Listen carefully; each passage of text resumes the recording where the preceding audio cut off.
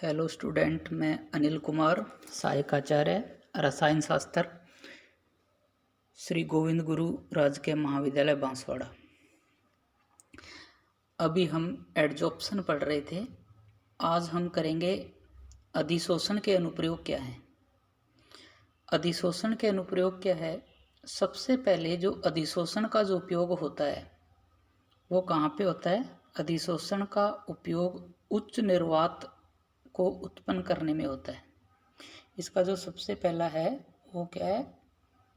उच्च निर्वात को उत्पन्न करने में भी इसका यूज होता है। अब इसका उच्च कैसे होगा?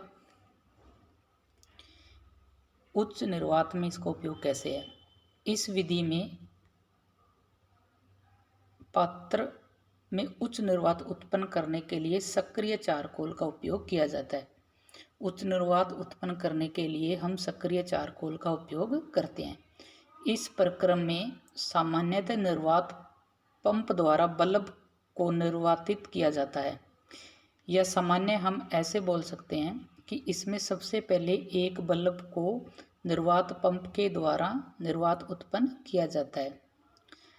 तब तक इस बल्ब को एक अन्य बल्ब के साथ जोड़ा जाता है। इस बल्ब में पहले से क्या होता है? चारकोल उपस्थित होता है। यह चारकोल द्रव वायु को अधिशोषित कर लेता है, जिससे वांछित उच्च निर्वात उत्पन्न हो जाता है। इसका एक अन्य उपयोग है गैस मास्क बनाने में। प्रथम विश्व युद्ध के समय ब्रिटिश तथा अमेरिकन ने अधिशोषण का उपयोग गैस मास्क के निर्माण में किया। उन्होंने गैस मास्क का निर्माण करने के लिए सक्रिय चारकोल का उपयोग किया था। चारकोल में एक गुण होता है कि यह विषैली गैसें तथा वाष्प को अधिशोषित कर लेता है तथा शुद्ध वायु को ही इसमें से आने देता है। इसके लिए चारकोल में निम्न गुण होने चाहिए। चारकोल में उच्च अधिशोषण क्षमता होनी चाहिए। चारकोल में उच्च अधिशोषण क्षमता होनी चाहिए। इससे तुरंत ही सारी गैसों को अधिशोषित कर लेना चाहिए। यानी हम जो चारकोल का जो मास्क बना रहे हैं उसमें यह गुण होना चाहिए कि वो सारी की सारी विषैली गैसों को अधिशोषित कर ले।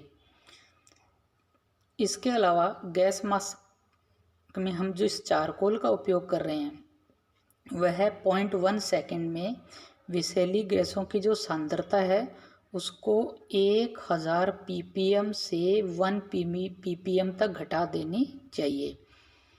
यानी जो चारकोल हम गैस मास्क में उपयोग कर रहे हैं उसको एक गुण यह भी होना चाहिए कि भी 0.1 सेकेंड में जो गैसों की विषैली गैसों की जो सांद्रता है जो 1000 ppm से 1 ppm तक उसको घटा देना चाहिए।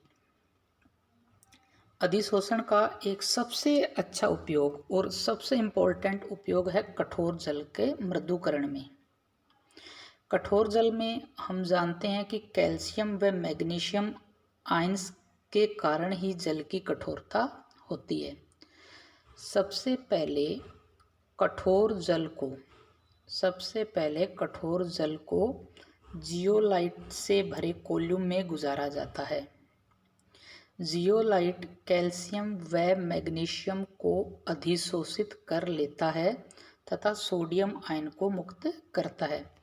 यानी कठोर जल का शुद्धिकरण करना है तो हम क्या करेंगे? कठोर जल को जियोलाइट से भरे कोल्यूम में से गुजारते हैं, जिससे कैल्शियम और मैग्नीशियम आयन जो जल की कठोरता के लिए उत्तरदायी होते हैं उनको यह जियोलाइट अधिशोषित कर लेता है तथा सोडियम आयन को मुक्त करता है। अब जियोलाइट का जो फार्मूला है वो है Na2Al2Si4O12। अब जो कठोर जल है उसके अंदर कैल्शियम क्लोराइड है। अब ये कैल्शियम क्लोराइड जियोलाइट के द्वारा जब अभिक्रिया करेगा तो कैल्शियम इस जियोलाइट के द्वारा अधिशोषित हो जाता है।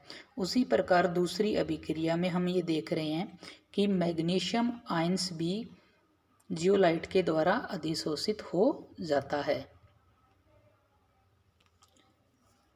संश्लेषित आयन जिसके द्वारा जल को शुद्ध किया जाता है वो दो प्रकार के होते हैं, धनायन विनिमय रेजिन और ऋणायन विनिमय रेजिन।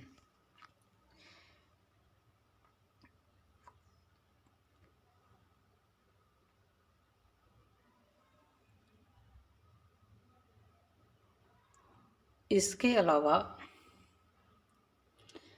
अधिशोषण का उपयोग गैसों के शुष्कीकरण में भी होता है। पानी के लिए सिलिका जेल तथा एल्यूमिना एक अच्छा अधिशोषक है।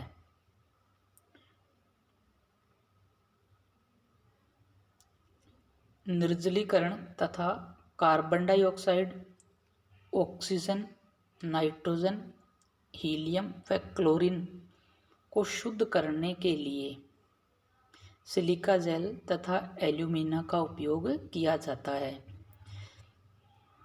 अधिशोषण का एक उपयोग हम कहाँ पे भी कर सकते हैं, गैसों के शुद्धिकरण में भी इसका उपयोग कर सकते हैं। सिलिका जेल व एल्यूमिना अच्छे अधिशोषक होते हैं। ये निर्जलीकरण तथा carbon dioxide, oxygen, nitrogen, helium तथा क्लोरीन के शुद्धिकरण के लिए सिलिका जेल व एल्यूमिना दोनों का उपयोग हम कर सकते हैं। इसी प्रकार वात्या भट्टी को शुष्क करने के लिए सिलिका जेल प्रयुक्त होता है। इसका अधिशोषण का एक अन्य उपयोग विरंजनीकरण में होता है। विरंजनीकरण का मतलब होता है रंग को उड़ा देना। कुछ रंगीन विलयन को यदि जंतु चारकोल में से गुजारा जाए तो वह विलयन रंगहीन हो जाता है। यह भी अधिशोषण के कारण होता है। इसका हम सबसे बढ़िया उदाहरण देख सकते हैं। शुगर कैन के रस का विरंजनीकरण करने के लिए इसके विलयन को यदि जंतु चारकोल में से गुजारा जाता है तो रंगीन पदार्थ चारकोल पर रह जाते हैं तथा रंगहीन विलयन प्राप्त होता है। यानी गन्ने के रस को, यदि गन्ने के रस से हमें शुगर का निर्माण करना है तो गन्ने के रस को हम उसको जंतु चारकोल में से प्रवाहित करते हैं, जिसके कारण जो रंगीन पदार्थ होते हैं उनका अधिशोषण चारकोल पर हो जाता है और जो विलयन अपने को प्राप्त होगा वह विलयन रंगहीन विलयन प्राप्त होता है।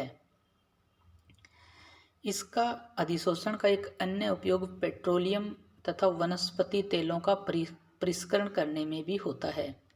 आजकल सिलिका जेल तथा अन्य अधिशोषकों को पेट्रोलियम तथा वनस्पति तेलों के शुद्धिकरण में भी काम लिया जाता है। पेट्रोलियम तथा वनस्पति तेलों का परिष्करण आजकल सिलिका जेल तथा अन्य अधिशोषकों को पेट्रोलियम तथा वनस्पति तेलों के शुद्धिकरण में भी उपयोग किया जाता है। अधिशोषण का एक और अच्छा एग्जाम्पल है उत्प्रेरण में भी।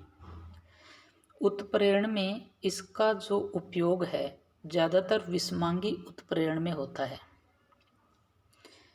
विषमांगी उत्प्रेरण में इसका उपयोग बहुत ज़्यादा होता है। उदाहरण हैबर प्रक्रम में अमोनिया के निर्माण में आयरन का उपयोग तथा तेलों के हाइड्रोजनीकरण में निकेल का उपयोग इसके एग्जाम्पल हैं।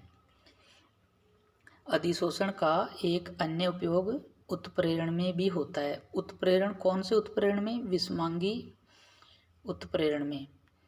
इसके एग्जाम्पल है हैबर प्रोसेस में अमोनिया के निर्माण में आयरन का उपयोग तथा तेलों के हाइड्रोजनीकरण में निकेल का उपयोग होता है।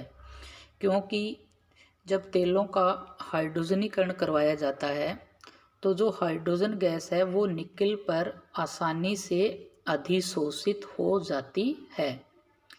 इसका एक अन्य उपयोग वर्णलेखी विश्लेषण में भी होता है, या दूसरे शब्दों में हम ऐसे बोल सकते हैं क्रोमेटोग्राफिक एनालिसिस में भी इसका उपयोग होता है।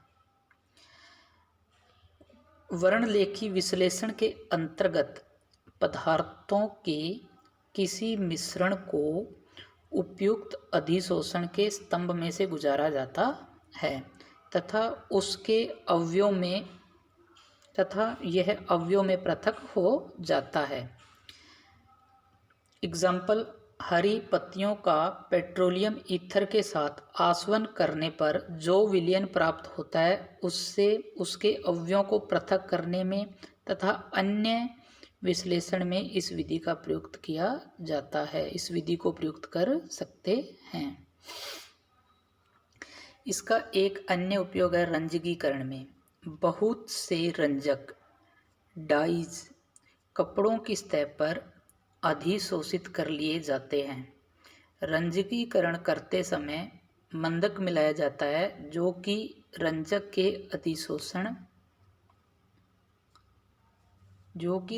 के अधिशोषण में सहायता प्रदान करता है।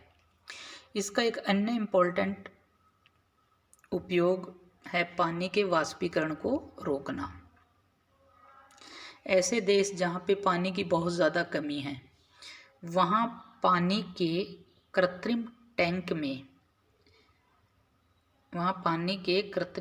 में पानी की सतह पर स्टेरिक अम्ल को अधिशोषित करवाया जाता है जो पानी के वाष्पीकरण को रोकता है।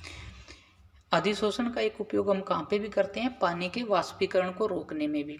कुछ ऐसे देश हैं जहाँ पे पानी की बहुत ज़्यादा कमी है और जहाँ पे गर्मी होने के कारण क्या हो सकता है, पानी का वाष्पीकरण हो सकता है। इसलिए इन देशों में जो कृत्रिम टैंक बनाए जाते हैं उनकी सतह पर स्टेरिक अम्ल को अधिशोषित करवाया जाता है जो पानी के वाष्पीकरण को रोकता है। इसके अलावा अधिशोषण का उपयोग बीमारियों की रोकथाम में भी होता है। यह देखा जाता है कि बहुत से औषधियाँ चर्म्स के द्वारा अधिशोषित की जाती है। ये देखा जाता है कि बहुत सी जो दवाइयाँ हैं या जो औषधियाँ हैं वो बैक्टीरिया के द्वारा अधिशोषित की जाती है जो कि उनको मार देती है, अथवा यह खराब टिश्यू के द्वारा अधिशोषित की जाती है जो कि उन्हें मृतप्राय कर देती है। यानी बीमारियों को ठीक करने में भी हम अधिशोषण का उपयोग कर सकते हैं। कैसे कि बहुत सी औषधियों को जो जीवाणुओं के द्वारा अधिशोषित हो जाती है जिसके कारण जीवाणु मर जाते हैं। इसका एक अन्य उपयोग है खनिजों का सांद्रण।